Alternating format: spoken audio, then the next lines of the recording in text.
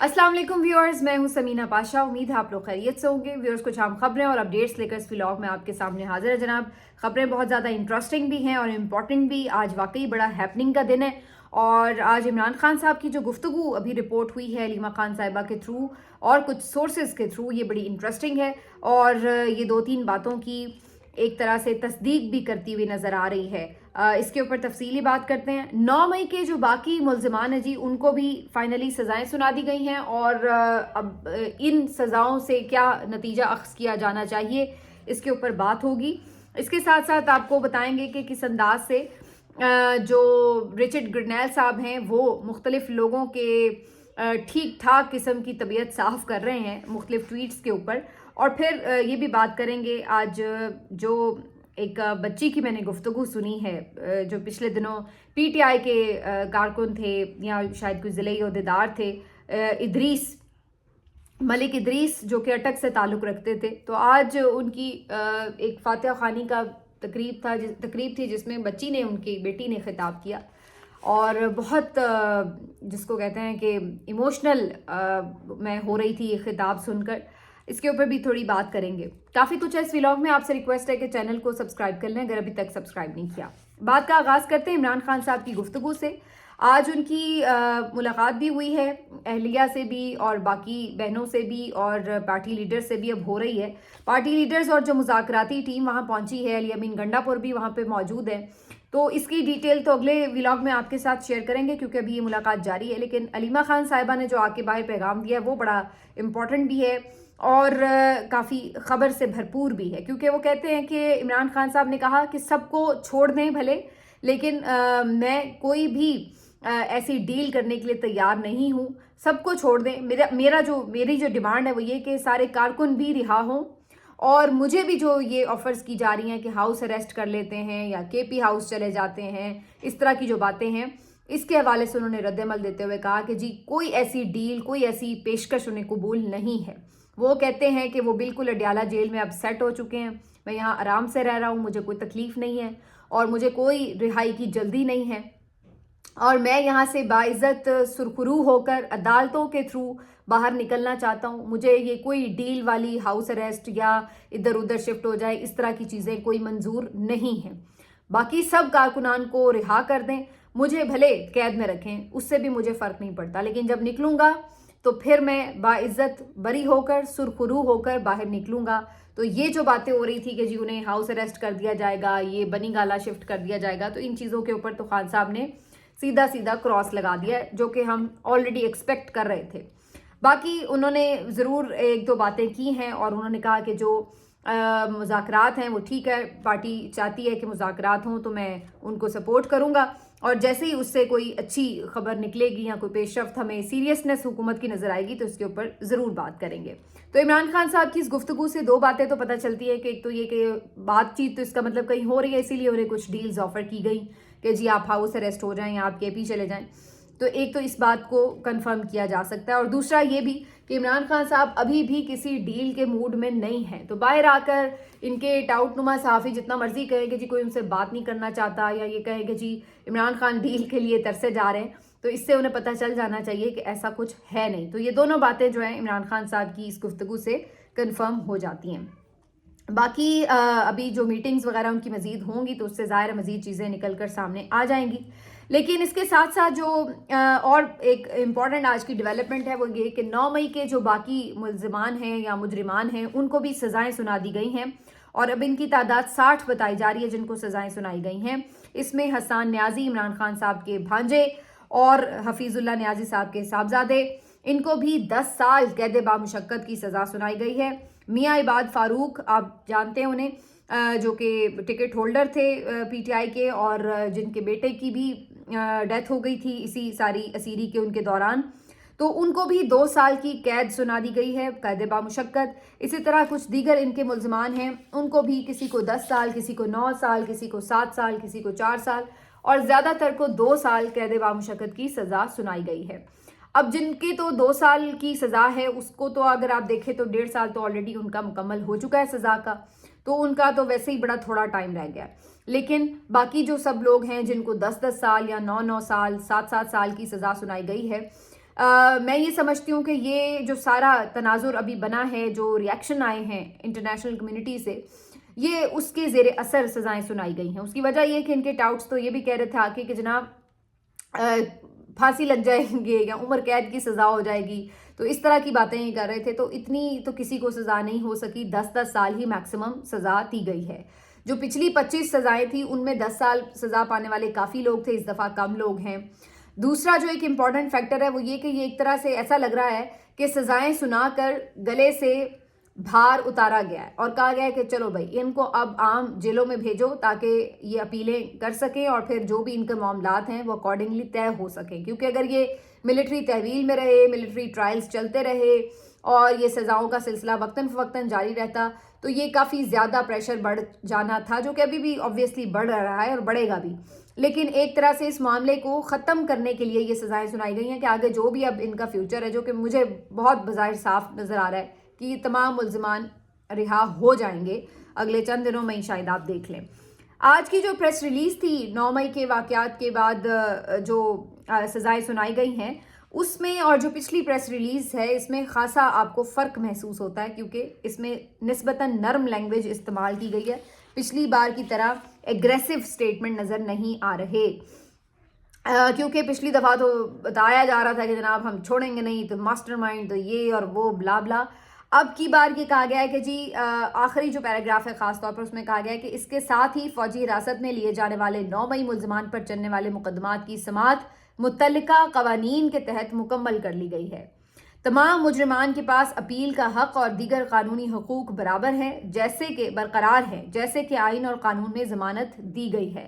تو بیسیکلی اس میں 2 امپورٹنٹ باتیں، ایک تو یہ کہا گیا ہے، ایک طرح کی ایکسپلینیشن دی گئی ہے کہ جی ہم نے حقوق ان کو پورے دیے ہیں، ایسا نہیں ہے کہ ہم نے کوئی ماورائے عدالت یا ماورائے قانون کوئی سزا سنائی ہے. دوسرا ساتھ ہی یہ راستہ بھی دکھا دیا ہے کہ جی اپیل کا حق بھی ہے. تو تھوڑا جیسے آپ ایکسپلین کر کے ٹھنڈا کرنے کی کوشش کر رہے ہوتے ہیں معاملے کو، تو اس قسم کی لینگویج اس میں محسوس ہو رہی ہے.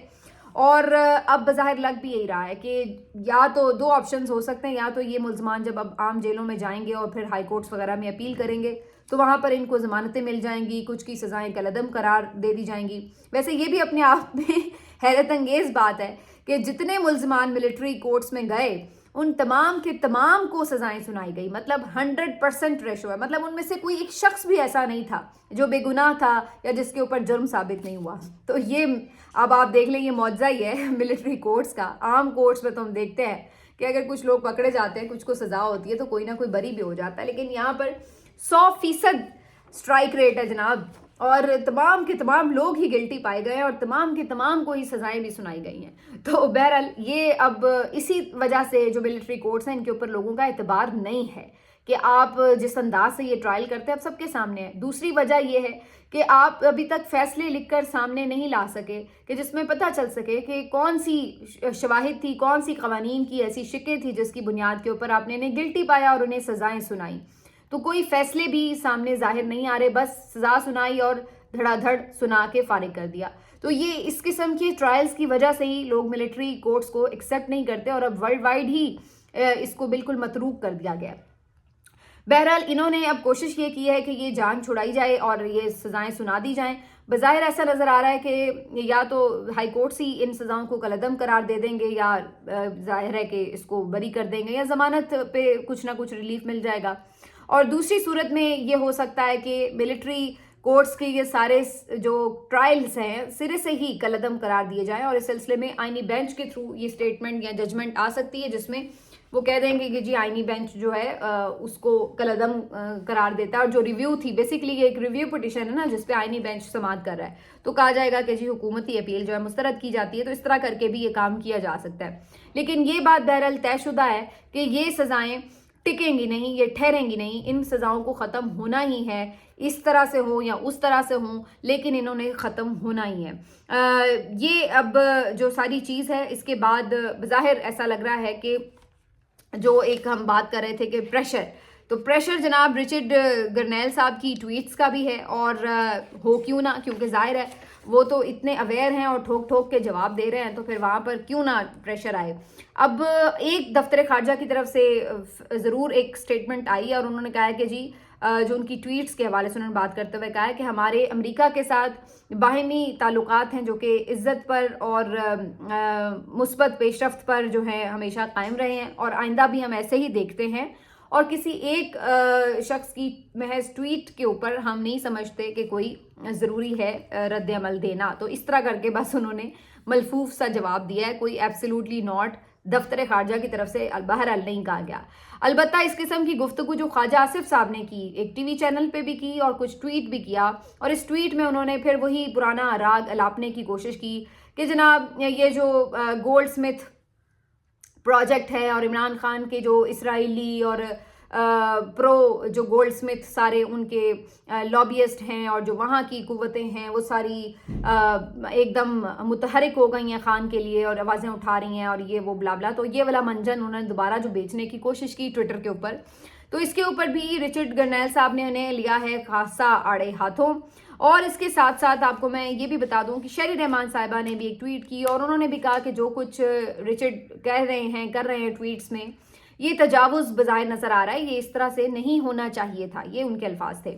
تو اس کے دونوں کے جو ٹویٹس ہیں ان کے اوپر بھی رچرڈ صاحب نے ایک رد عمل دیا، اور انہوں نے کہا کہ یہ کچھ عجیب و غریب معاملات ہیں، اور ساتھ ہی انہوں نے کہا کہ جناب اس سلسلے میں تو جو پاکستان میں ایمبیسی ہے، یہاں پر پاکستان کی جو ایمبیسی ہے وہاں سے جو ان کے سفارتکار ہیں رضوان صاحب، ان کو کچھ نہ کچھ ایکسپلینیشن دینی چاہیے اس کے معاملے پر۔ اور ساتھ ہی انہوں نے کہا کہ یہ جو سلسلہ ہے، جس طریقے سے یہ گفتگو کی گئی ہے آپریشن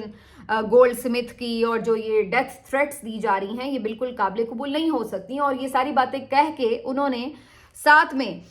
ٹیگ کر دیا ہے یو ایس ایڈ کو بھی اور آئی ایم ایف کو بھی۔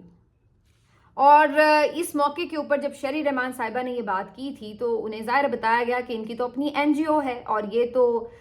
یو ایس ایڈ کے تحت اور شاید اور کوئی ان کے جو پروگرام ہوتے ہوں گے امدادی، ان کے تحت ان کی این جی او کو تو بڑے پیسے مل رہے ہیں۔ تو اس کے اوپر بھی اس نے ٹویٹ کیا اور کہا کہ کتنا ویسٹ کیا ہے ہم نے امریکن ٹیکس پیئر کی منی کو، اندازہ لگائیں۔ اور ساتھ میں اس نے لکھا کہ اب نہیں پیسے ملنے، اور یہ باتیں لکھ کے انہوں نے آئی ایم ایف کو بھی ٹیگ کیا ہے اور یو ایس ایڈ کو بھی ٹیگ کیا ہے۔ تو یہاں سے اب آپ اندازہ لگا لیں کہ یہ ٹیگ کرنے کا کیا مطلب ہے، یعنی آپ نے ابھی تک جتنے اپنے تیر میدان میں چھوڑے ہیں، چاہے وہ جیو کی صورت میں آپ نے حملہ کروایا، میاں داؤد کے تھرو جو بات ہوئی، پھر شیری رحمان صاحبہ یا خواجہ آصف صاحب، ان سب کا اس نے سیر حاصل تسلی بخش علاج بھی کیا ہے، اور اس نے کہا ہے کہ جناب ذرا آپ لوگ اب ٹھہریں اور دیکھیں۔ میرے تو اندازے کے مطابق جو کام کچھ دنوں بعد ہونا تھا نا، وہ ان سب کی بیوقوفیوں اور عجیب و غریب سٹیٹمنٹس کی وجہ سے وہ جلدی ہونا شروع ہو جائے گا شاید۔ بظاہر ایسا لگ رہا ہے کہ اس کے ٹویٹس میں تیزی اس لیے آ رہی ہے کہ ان لوگوں نے اس کو مزید مشتعل کیا ہے۔ ایک تو ان لوگوں نے ایسی حرکتیں کی ہیں کہ لوگ ان پہ انگلیاں اٹھا رہے ہیں، اور دوسرا جو کوئی بات کر رہا ہے اس کے اوپر چڑھ دوڑ رہے ہیں۔ تو اس چیز کو ظاہر ہے کہ اگر آپ ان سے پیسے بھی لیتے ہوں پھر انہیں آنکھیں بھی دکھائیں تو ظاہر ہے کہ وہ پھر اس چیز کو ٹالریٹ کیسے کریں گے۔ تو اس نے جناب اب ٹھیک ٹھاک قسم کا ان کو رگڑا لگا دیا ہے، اور اگر یو ایس ایڈ بند ہوتی ہے اور آئی ایم ایف کو وہ ٹیگ کر رہا ہے تو اس کا کیا مطلب ہے؟ اس کا سیدھا مطلب یہ ہے کہ آئندہ آنے والے دنوں میں آپ کے لیے مالی مشکلات بھی بڑھ سکتی ہیں،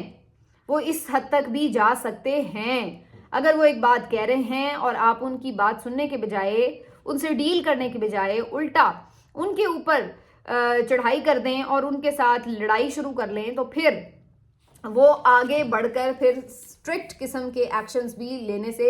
گریز نہیں کریں گے، جو بظاہر اس کا موڈ نظر آ رہا ہے وہ اس قسم کا ہے۔ یہاں پہ میں ایک بات واضح کر دوں کہ مجھے کوئی ایسی خوشی نہیں ہو رہی کہ ڈنڈا اٹھا کے کوئی انگریز جو ہے وہ آ کے ہمارے اوپر اس طرح سے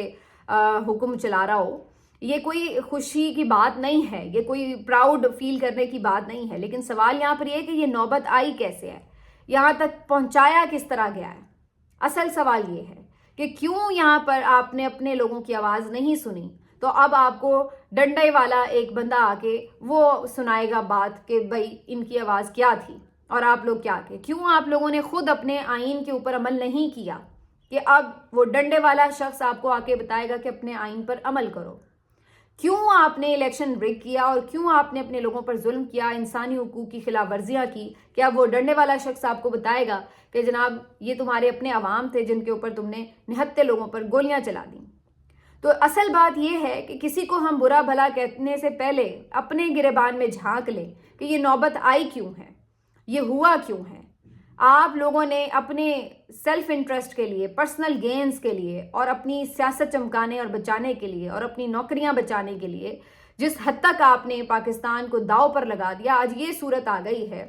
کہ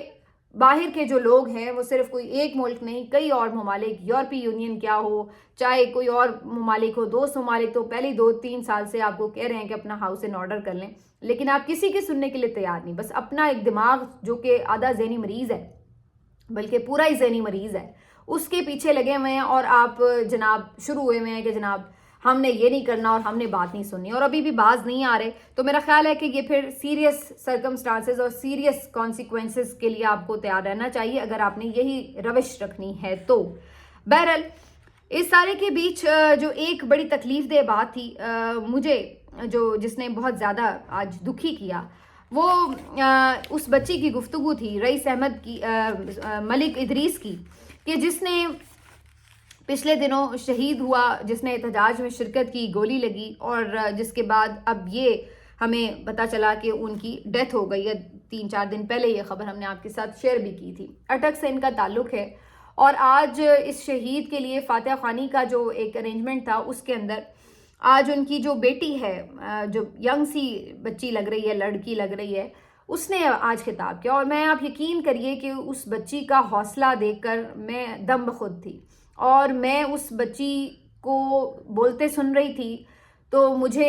ایک تکلیف تو اپنی جگہ ہو رہی تھی کہ آج ایک ایسا اس کے اوپر وقت آ گیا ہے بچی کے اوپر، جو اس کی باپ کی آغوش میں چھپنے کا ٹائم تھا، یہ آج وہاں پہ لوگوں کو کھڑی فیس کر رہی ہے اور اپنے باپ کی قربانی بتا رہی ہے. تو یہ تکلیف دہ جہاں اپنی جگہ تھا، تو یقین کیجئے کہ جو اس کی حوصلہ مند گفتگو تھی، اس نے مجھے اور زیادہ حیران بھی کیا، اور میں یہ سوچنے پہ مجبور تھی کہ آخر اتنے ظلم اور قہر ڈھا کر آپ لوگوں نے حاصل کیا کیا. لعنت ہے آپ کے ظلم کے اوپر کہ یہ چھوٹے چھوٹے بچے، جوان سال بچے، آنکھ کھولتے بچے، ٹین ایجرز، لڑکے لڑکیاں، یہ آج آپ کے سامنے یوں چٹان بن کے کھڑے ہیں. لعنت ہے آپ کی ایسی طاقت کے اوپر جو آپ نے اندھی طاقت کا استعمال کیا کہ آج یہ بچے سب جانتے ہیں کہ کیا سچ تھا اور کیا جھوٹ تھا. اس کا گھر ہے ملک ادریس کا، جس کے اوپر قدآور تصویر لگی ہے عمران خان کی، پاکستان کا جھنڈا لگا ہے، پی ٹی آئی کا جھنڈا اور بینر لگا ہوا ہے، اور آج یہ بچی جو یہاں پہ خطاب کر رہی تھی، یہ سارا بتا رہی ہے کہ اس کے بابا نے کس طرح روزے رکھے اپنے لیڈر کے لیے، اور اس کا ایمان تھا کہ ہمارے لیڈر نے ہمیں یہ بات سکھائی ہے کہ جو رزق ہے، جو موت ہے، جو عزت ہے، وہ اللہ کی طرف سے ہے، تو ڈرنا نہیں ہے. اور وہ کہتی ہے کہ مجھے اپنے باپ پہ فخر ہے. تو کیا وہ ڈر گئی ہے کہ، یا وہ سوچ رہی ہے کہ میرے باپ کو جانا نہیں چاہیے تھا؟